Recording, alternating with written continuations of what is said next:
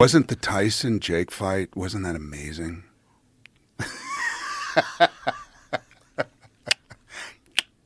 Yeah.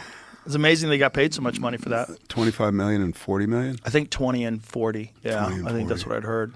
You know, which I'm happy Mike got the money, and I'm happy that he didn't get hurt. That was my fear, that it was going to be a real fight and he was going to get hurt. You've known him for a long time. I've known him for a long time. I love that dude. Me too. And he was a larger than life figure in my childhood. Truly, me when too. I was a kid, when he was the champ, it was like people don't understand what a champ he was. Like Yeah.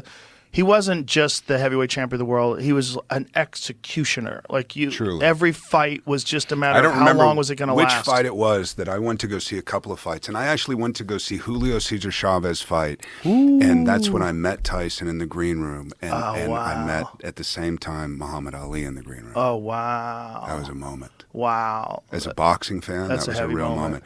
But I remember, and I don't know who it was, and I think it was a 90-second fight, and I went to go see this fight, and Tyson was fighting, and this guy was doing this stuff before, and he had he had built himself into confidence. And Mike came out afterwards. He was the first one, obviously. And Mike came out afterwards, and I watched his face. I didn't watch Mike. You would normally watch Mike because he's so charismatic, and he's coming. You want to see what he's going to do.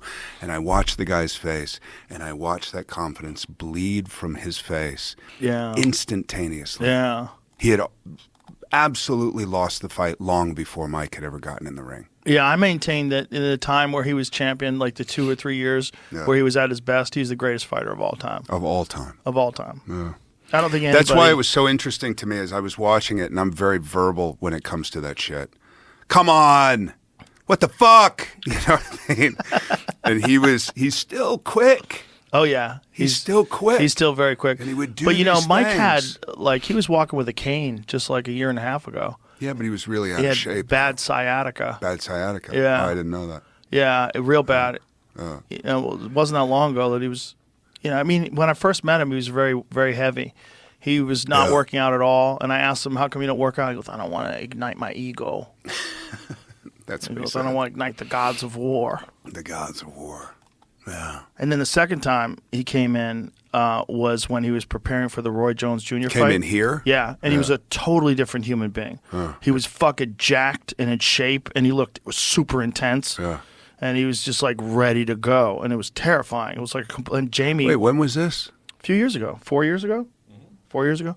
And so when he came in the second time, I was like, Jamie said it afterwards. He's like, this is a totally different human being than the first time we saw him.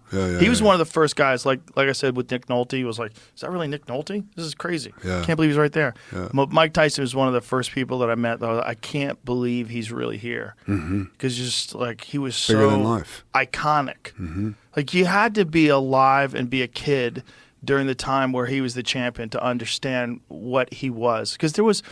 After Muhammad Ali, Larry Holmes, who was a great fighter, but no one liked him because he beat up Muhammad Ali. So people always just wanted him to lose. Yeah, but is that the only reason? There's just a certain air of somebody, and they come along once in a great while. Yes, but Larry Holmes never got his due. Yeah. He was an amazing fighter. Amazing fighter, but still. But when he retired, then there was just like a series of boring champions. Like no one cared about the heavyweight division at all. Yeah. No one cared. Yeah. And I then remember. the cover of Sports Illustrated, I have it framed in my office at home.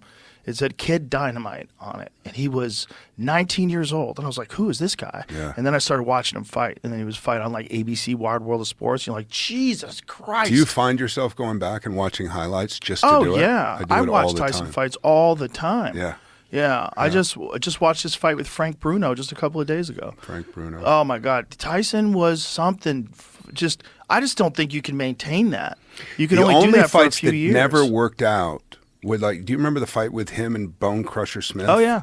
Yeah. Not a great fight. No, wasn't the best fight. Because Bone Crusher Smith was not a great fighter. Well, he was a good fighter. He's just but not a great fighter. Tough guy. Yeah. But, brutal knockout puncher. It just wasn't at Mike's level. Yeah. Mike was at a level that no one was at. It was an insane combination of discipline, talent, incredible coaching, psychology. Yeah. When he was 13 years old, he was adopted by a guy, No, I know. who was a hypnotist. Oh, I know. Cuss used to hypnotize him. Oh, I didn't know that. Yeah, he hypnotized him by the time he was 13.